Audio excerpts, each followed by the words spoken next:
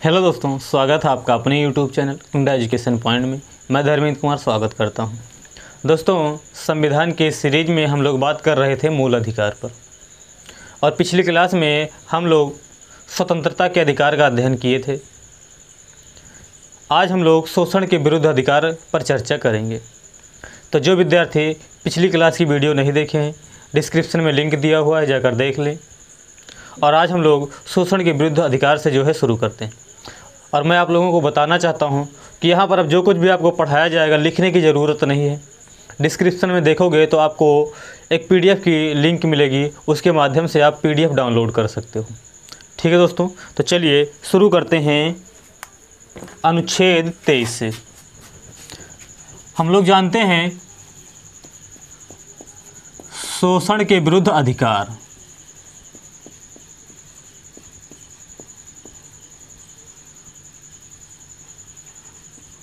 शोषण के विरुद्ध ये जो अधिकार दिया गया है वह अनुच्छेद 23 और 24 में दिए गए हैं।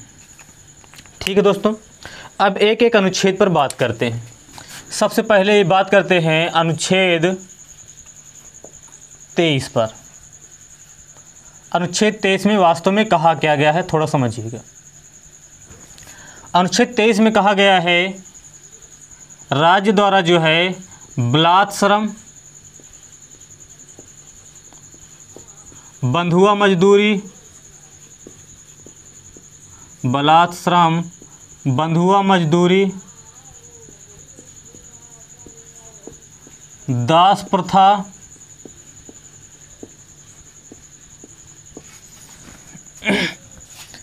बलात्श्रम, बंधुआ मजदूरी, दास प्रथा, बेगार प्रथा,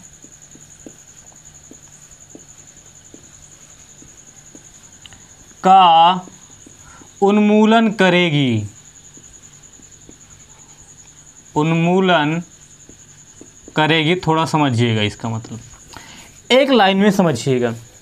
अनुच्छेद 23 कहने का मतलब ये है, अनुच्छेद 23 का मतलब समझना सिर्फ एक लाइन में समझिए। अनुच्छेद 23 सिर्फ ये कहता है कि किसी भी व्यक्ति से ज़बरदस्ती कार्य नहीं करवाया जा सकता है। ठीक है, किसी भी व्यक्ति से ज़बरदस्ती कार्य नहीं करवाया जा सकता है। अब एक एक शब्द को समझते हैं। अनुच्छेद 23 में है बलात्श्रम। बलात्श्रम का मतलब ये है, मान लीजिए कोई व्यक्ति है, ये मान लीजिए ए हैं, ये हैं बी। ठीक है, अब ए इनसे काम करवाना चाहते हैं, लेकिन ये बी इनका काम नहीं करना चाहते हैं। तो ये ज़बरदस्ती इनको ये नहीं कह सकते हैं कि वास्तव में आप हमारे यहाँ काम करिए ही, हम आपको उसके एवज में पैसा देंगे। ये चाहे तो इनके यहाँ काम करें, चाहे तो ना करें, ये इनके ऊपर डिपेंड करता है। ये इनके ऊपर डिपेंड नहीं करता है कि ये पैसा दे रहे हैं तो इनसे ज़बरदस्ती काम करवा लेंगे। कहने का मतलब ये है कि ज़बरदस्ती किसी भी व्यक्ति से काम नहीं करवाया जा सकता। ठीक है, साथ ही साथ बंधुआ मजदूरी। बंधुआ मजदूरी का मतलब ये है कि मान लीजिए मान लीजिए पिताजी हैं, थोड़ा समझिएगा, ये इनके पुत्र हैं, ये पुत्र हैं। मान लीजिए इनके पिताजी किसी के यहाँ काम करते थे, इनके यहाँ मान लीजिए काम करते थे। अब पिताजी नहीं रहे, अब पुत्र जी आ गए हैं। अब ये चाहें कि पुत्र भी इनके यहाँ काम करे, तो पुत्र चाहे तो इनके यहाँ काम करे, चाहे तो इनके यहाँ काम ना करे, इनके द्वारा इन्हें बाध्य नहीं किया जा सकता। कहने का मतलब ये है कि बंधुआ मजदूरी किसी भी व्यक्ति से नहीं कराया जा सकता। इनकी मर्जी होगी तो ये करेंगे इनके यहाँ, इनकी मर्जी होगी तो ये इनके यहाँ काम नहीं करेंगे। ठीक है, तो ये हो गया बंधुआ मजदूरी। अब बात किया जाए दास प्रथा की। हम लोग जानते हैं कि प्राचीन काल से ही दास प्रथा का काफ़ी लंबा प्रचलन रहा है। और क्या किया जाता था, नौकरों को खरीदा तथा बेचा जाता था। नौकरों को खरीदा तथा बेचा जाता था। तो अनुच्छेद 23 के अंतर्गत यह कह दिया गया, वास्तव में अब किसी भी व्यक्ति को ना तो खरीदा जा सकता है ना तो बेचा जा सकता है। इसका मतलब यह है दास प्रथा को क्या कर दिया गया, समाप्त कर दिया गया। अब बेगार प्रथा क्या है, वास्तव में बेगार प्रथा शब्द का प्रयोग किया जाता है। बेगार प्रथा भी एक प्रकार का बलात्श्रम ही है। ठीक है दोस्तों, ये है अनुच्छेद 23। अब यहाँ पर थोड़ा समझिएगा, सर्वोच्च न्यायालय ने अपने निर्णय में एक डिसीजन लिया है उसको थोड़ा समझिएगा। सर्वोच्च न्यायालय ने अपने निर्णय में कहा कि ये जो मंदिरों में देवदासी रखी जाती हैं, जो मंदिरों में देवदासी रखी जाती हैं, यह भी वास्तव में अनुच्छेद 23 के अंतर्गत ही आता है। मंदिरों में देवदासी भी नहीं रखा जा सकता है। क्या किया जा सकता है? मंदिरों में भी देवदासी को नहीं रखा जा सकता है। ये जो है देवदासी की प्रथा जो है मुख्य रूप से आपको दक्षिण भारत में देखने को मिलेगी। कहाँ पर मिलेगी? दक्षिण भारत में। ठीक है, तो ये था आपका अनुच्छेद 23, ज़्यादा लंबा नहीं है। अब बात करते हैं अनुच्छेद 24 पर। अनुच्छेद 24 में है बाल श्रम उन्मूलन। आपको पूरा का पूरा PDF में मिल जाएगी, तो लिखने की ज़रूरत है नहीं, थोड़ा समझते चलिएगा बस। अनुच्छेद 24 ये कहता है कि वास्तव में 14 वर्ष से कम आयु के बच्चे को 14 वर्ष से कम आयु के बच्चों को किसी भी प्रकार के विषैले कारखाने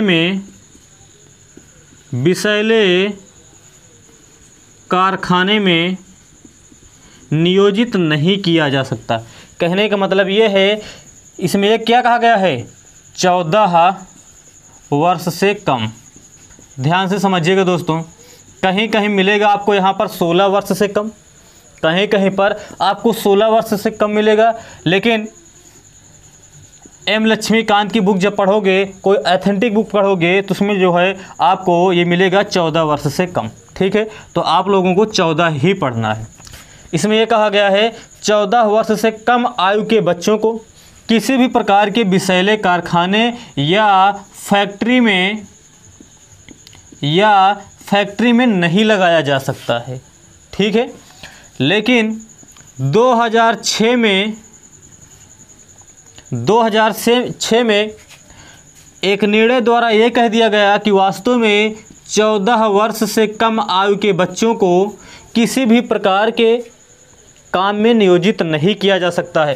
कहने का मतलब यह है, पहले यह था कि विषैले कारखाने या फैक्ट्री में नहीं लगाया जा सकता, लेकिन होटल हो गया, रेस्तोरां हो गया और जो अन्य चीज़ें थी वहाँ पर लगाया जा सकता था। लेकिन 2006 के अधिनियम के माध्यम से ये कह दिया गया कि वास्तव में 14 वर्ष से कम आयु के बच्चों को किसी भी प्रकार के काम में नियोजित नहीं किया जा सकता है। ठीक है दोस्तों, तो ये था आपका अनुच्छेद 24। ये बहुत इंपॉर्टेंट है, बस इसमें ये इतना याद रखिएगा कि बाल श्रम उन्मूलन जो है किस अनुच्छेद में है? अनुच्छेद 24 में है। इतना भी याद रखोगे फिर भी आपका काम चल जाएगा। ठीक है दोस्तों, चलिए इसको मिटा देते हैं। अब शुरू से देखते हैं अनुच्छेद 25 से धर्म के स्वतंत्रता का अधिकार। ठीक है दोस्तों, धर्म की स्वतंत्रता का अधिकार अनुच्छेद 25 से लेकर 28 तक। ठीक है दोस्तों, अब हम लोग देखेंगे कि अनुच्छेद 25 से लेकर अनुच्छेद 28 तक किस किस प्रकार के धर्म की स्वतंत्रता दी गई है। चलिए शुरू करते हैं अनुच्छेद 25 से। ध्यान दीजिएगा दोस्तों, इसके सभी प्रावधान लिखे नहीं जा सकते हैं, आपको PDF में मिल जाएगी, क्योंकि इसके जो प्रावधान है वो काफ़ी लंबे लंबे हैं। थोड़ा समझने का प्रयास कीजिएगा। अनुच्छेद 25 ये कहता है कि राज्य द्वारा किसी भी व्यक्ति को किसी भी प्रकार के धर्म को अबाध रूप से मानने, आचरण करने, प्रचार प्रसार करने से रोका नहीं जा सकता है। इसका मतलब ये है कि आपको किसी भी प्रकार के धर्म को अबाध रूप से मानने, आचरण करने, प्रचार प्रसार करने का अधिकार है। ध्यान से समझिएगा, क्या है? अबाध रूप से मानने, अबाध रूप से मानने, अंतःकरण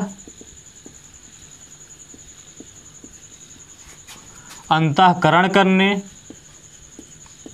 साथ ही साथ प्रचार प्रसार करने का अधिकार दिया गया है। और राज्य इस मामले में हस्तक्षेप नहीं कर सकते। अब अबाध रूप से मानने का मतलब क्या है? अबाध रूप का मतलब ये है कि आप जिस सीमा तक पहुंच सको उस सीमा तक किसी भी धर्म को अपना सकते हो। ठीक है दोस्तों, ये हो गया अबाध रूप से मानने। अंतःकरण का मतलब ये है कि आप अपने अंदर जो है उस चीज़ को अभिभूत कर सकते हो या आत्मार्पित कर सकते हो। और साथ ही साथ ये कहा गया है प्रचार एवं प्रसार करने का अधिकार है। लेकिन ध्यान दीजिएगा दोस्तों, प्रचार प्रसार करने का अधिकार तो दिया गया है, लेकिन आप किसी व्यक्ति को लाभ देकर अपने धर्म का प्रचार प्रसार नहीं कर सकते हो। ठीक है, ध्यान से फिर से एक बार समझिएगा। अनुच्छेद 25 ये कहता है कि आप किसी भी प्रकार के धर्म को अबाध रूप से मान सकते हो, अंतःकरण कर सकते हो, प्रचार प्रसार कर सकते हो। राज्य द्वारा इस मामले में किसी भी प्रकार से हस्तक्षेप नहीं किया जाएगा। लेकिन इसका अपवाद ये है, अगर आपके धर्म को मानने, अंतःकरण व प्रचार प्रसार करने से लोक व्यवस्था,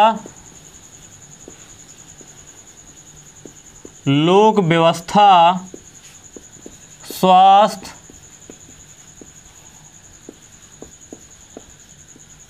सदाचार व शिष्टाचार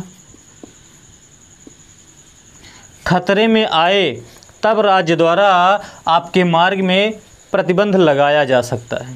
कहने का मतलब यह है, लोक व्यवस्था, स्वास्थ्य, सदाचार एवं शिष्टाचार के उल्लंघन के मामले में, या अगर आपके अबाध रूप से मानने, अंतःकरण या प्रचार प्रसार करने से लोक व्यवस्था, स्वास्थ्य, सदाचार और शिष्टाचार भंग होती है, तब राज्य द्वारा आपके इस अधिकार में हस्तक्षेप किया जा सकता है, अन्यथा नहीं किया जा सकता। ये है 25। अब बात करते हैं अनुच्छेद 26 की।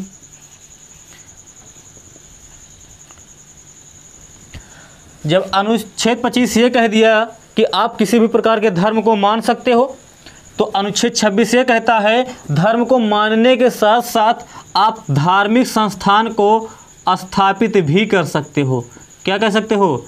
धार्मिक संस्थान की स्थापना। कहने के मतलब है अनुच्छेद 26 जो है किसी भी प्रकार के धार्मिक संस्थान को स्थापित करने एवं उसके प्रबंधित करने का अधिकार देता है। आप किसी भी प्रकार के धार्मिक संस्थान को स्थापित कर सकते हो एवं उसको प्रबंधित कर सकते हो, राज्य द्वारा उसमें हस्तक्षेप नहीं किया जाएगा। लेकिन राज्य चाहे तो उसके वित्तीय मामले को वह नियोजित कर सकती है या विनियमित कर सकती है। ठीक है, कहने का मतलब यह है जब बहुत ज़्यादा आए पैसा तो सुरक्षा लगाना पड़ेगा, और जब सुरक्षा लगाना पड़ेगा तब उसके लिए उसमें कुछ शुल्क लगा सकती है। ठीक है दोस्तों, ये हो गया अनुच्छेद 26, धार्मिक संस्थान को स्थापित एवं प्रबंधित करने का अधिकार दिया गया है। अब बात करते हैं अनुच्छेद 27। अनुच्छेद 27 ये कहता है कि राज्य द्वारा किसी विशेष धर्म की अभिवृद्धि के लिए किसी भी प्रकार के कर नहीं लगाया जा सकता। ध्यान से समझिएगा इस शब्द को, क्या कहा गया है? राज्य द्वारा किसी विशेष धर्म, इस शब्द को समझिएगा, विशेष धर्म की अभिवृद्धि,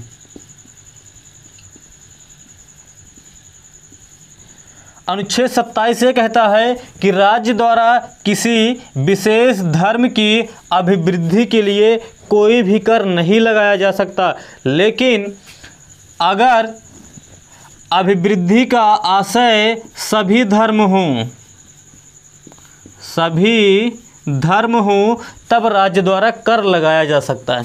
कहने का मतलब ये अनुच्छेद 27 ये बताता है कि राज्य किसी विशेष धर्म की अभिवृद्धि के लिए तो कर नहीं लगा सकता, लेकिन उसका उद्देश्य जो है सभी धर्मों का विकास हो, तब राज्य द्वारा कर लगाया जा सकता है। ठीक है, तो ये था आपका अनुच्छेद 27। अब बात करते हैं अनुच्छेद 28 पर। अनुच्छेद 28 पर अनुच्छेद 28 ये कहता है धार्मिक शिक्षा की वर्जना। धार्मिक शिक्षा की वर्जना। आपको सारी चीज़ें PDF में मिल जाएगी, लिखने की ज़रूरत है नहीं, ध्यान से इसको समझिएगा। हमारे संविधान का अनुच्छेद 28 ये कहता है कि राज्य द्वारा पोषित किसी भी विद्यालय में या किसी भी संस्थान में, कह सकते हो, राज्य द्वारा पोषित किसी भी संस्थान में किसी भी प्रकार के धार्मिक शिक्षा नहीं दी जा सकती। वर्जना का मतलब क्या है? मनाही। राज्य द्वारा पोषित किसी भी प्रकार के संस्थान में किसी भी प्रकार के धर्म की शिक्षा नहीं दी जा सकती है। लेकिन अगर किसी संस्थान का उद्देश्य किसी विशेष धर्म के लिए ही किया गया हो, तब वहाँ पर धर्म की शिक्षा दी जा सकती है। कहने का मतलब ये है, ध्यान से समझिएगा, सबको अधिकार भी दिया गया है और उस पर युक्त प्रतिबंध भी लगाया गया है। इसमें भी देखा कि लोक व्यवस्था, स्वास्थ्य, सदाचार के आधार पर युक्त प्रतिबंध। इसके आधार पर भी हम लोगों ने देखा कि हाँ, वित्तीय मामलों को विनियमित किया जा सकता है। यहाँ पर भी देखा धर्म की अभिवृद्धि के लिए कर तो नहीं लगाया जा सकता, लेकिन सभी धर्मों का अगर विकास हो तब कर लगाया जा सकता है। यहाँ पर देखा कि धार्मिक शिक्षा की वर्जना है, लेकिन किसी संस्थान की स्थापना सिर्फ धर्म के विकास के लिए ही किया गया हो, तब वहाँ पर धर्म की शिक्षा दिया जा सकता है।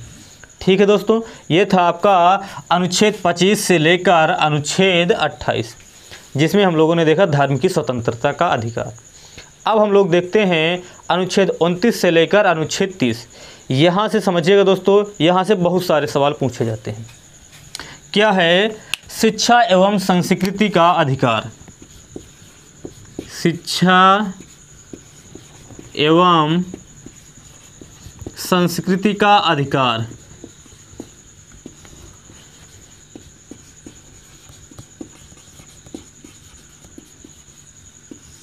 ये जो है अनुच्छेद 29 और 30 में दिए गए हैं। और सबसे इम्पॉर्टेंट पॉइंट ध्यान दीजिएगा दोस्तों, ये जो शिक्षा और संस्कृति का अधिकार अनुच्छेद 29 और 30 के अंतर्गत दिए गए हैं, यह जो है मुख्य रूप से अल्पसंख्यकों को दिया गया है। किसको दिया गया है? अल्पसंख्यकों को। अनुच्छेद 29 में भी अल्पसंख्यकों के लिए विशेष प्रावधान किया गया है, अनुच्छेद 30 में भी अल्पसंख्यकों के लिए विशेष प्रावधान किया गया है। लेकिन एक पॉइंट यहाँ पर ध्यान दीजिएगा दोस्तों, अगर ये पूछा जाए हमारे संविधान के किस अनुच्छेद में अल्पसंख्यक शब्द की परिभाषा दिया गया है, तो हमारे संविधान की किसी भी अनुच्छेद में अल्पसंख्यक की परिभाषा नहीं दिया गया है। ठीक है, अब बात करते हैं फिर कैसे अल्पसंख्यक के लिए शिक्षा और संस्कृति के लिए विशेष प्रावधान किया जाएगा। तो इस पर जो है सर्वोच्च न्यायालय ने अपने निर्णय में एक बात कही है। सर्वोच्च न्यायालय ने कहा है कि अल्पसंख्यक का निर्धारण जो है यह भाषा या धर्म के आधार पर किया जा सकता है। सर्वोच्च न्यायालय ने कहा अल्पसंख्यक का निर्धारण भाषा या धर्म के आधार पर किया जा सकता है, और इसमें भी ये जो धर्म है ये ज़्यादा उपयुक्त रहेगा। यही कारण है कि वर्तमान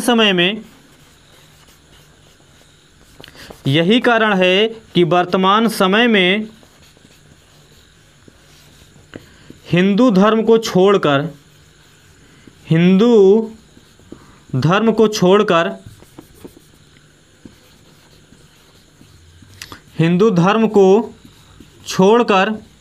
भारत के सभी धर्मों को अल्पसंख्यक का दर्जा दिया गया है।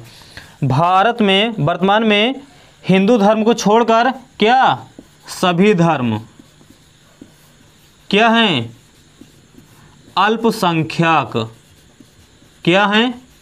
अल्पसंख्यक। अगर वर्तमान समय में इनकी संख्या की बात किया जाए, कुल कितनी इनकी संख्या है, तो हम लोग कहेंगे कुल 6 धर्मों को अल्पसंख्यक के अंतर्गत शामिल किया गया है। अब ये 6 धर्म कौन कौन से हैं इसे समझिएगा। इस्लाम धर्म, सिख धर्म, ईसाई धर्म,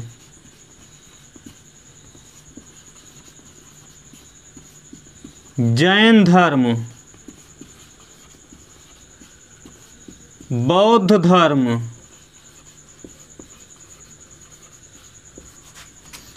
एक कौन बचा?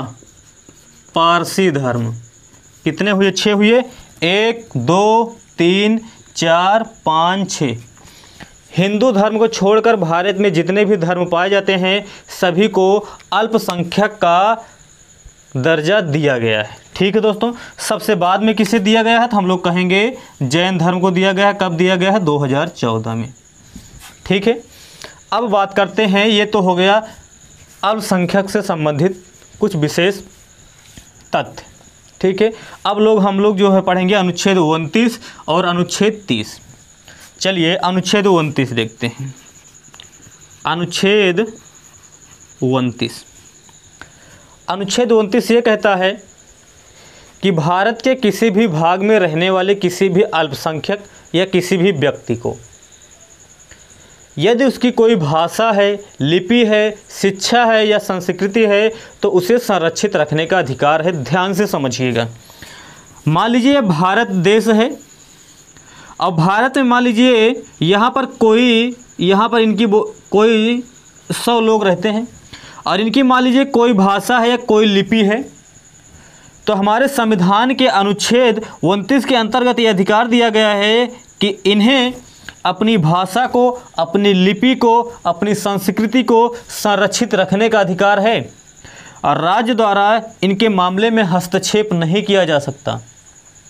और पिछली क्लास में हम लोगों ने देखा था कि हमें देश के किसी भी भाग में आने जाने की स्वतंत्रता है, लेकिन राज्य जो है इनके भाग में आने जाने की स्वतंत्रता के मामले में बाधित कर सकती है और कह सकती है कि आप इनके क्षेत्र में नहीं जा सकते हो, क्योंकि अगर आप इनके क्षेत्र में जाओगे तो सीधी सी बात इनकी संख्या बहुत ही कम है और जा कार्य यहीं पर सभी लोग रहने लगोगे तो धीरे धीरे इनकी जो शिक्षा है, जो संस्कृति है, जो भाषा है वह धीरे धीरे समाप्त हो जाएगी। कहने का मतलब ये है कि अगर 10 व्यक्ति भी हैं, वो उनकी कोई भाषा है, कोई लिपि है, तो उन्हें अपनी भाषा और लिपि को संरक्षित रखने का अधिकार है। राज्य प्रोत्साहित करेगी कि इसका विकास हो, लेकिन राज्य किसी भी प्रकार से ये नहीं चाहेगी कि हाँ 10 ही लोग बोलते हैं तो इसका कोई मतलब नहीं, इसे समाप्त कर दिया जाए। ठीक है, साथ ही साथ ये लोग अगर किसी भी संस्थान में जाते हैं, अपना प्रवेश करवाना चाहते हैं, तो यहाँ पर ये नहीं कहा जाएगा कि वास्तव में जहाँ से आप आते हो वहाँ पर कोई और भाषा बोली जाती है, इसलिए आपको यहाँ पर एडमिशन नहीं दिया जाएगा। इस आधार पर भी इन्हें अयोग्य नहीं ठहराया जा सकता। कहने का मतलब ये है, फिर से समझिएगा, अनुच्छेद 29 ये कहता है देश के किसी भी भाग में रहने वाले किसी भी व्यक्ति को या अल्पसंख्यक को अपनी शिक्षा, संस्कृति और भाषा को संरक्षित रखने का अधिकार है। ये कहता है हमारे संविधान का अनुच्छेद 29। ठीक है, अनुच्छेद 29 क्या कहता है? भारत के किसी भी व्यक्ति को जो भारत के किसी भी भाग में रहता है उसे अपनी भाषा, लिपि, शिक्षा और संस्कृति को संरक्षित रखने का अधिकार है। ये हो गया अनुच्छेद 29। क्या है? भाषा, लिपि, संस्कृति को संरक्षण। ये तो हो गया अनुच्छेद 29। अब बात करते हैं फिर अनुच्छेद 30 क्या कहता है। अनुच्छेद 30, अनुच्छेद 30 ये कहता है भारत के सभी अल्पसंख्यकों को अपने रुचि के शैक्षणिक संस्थान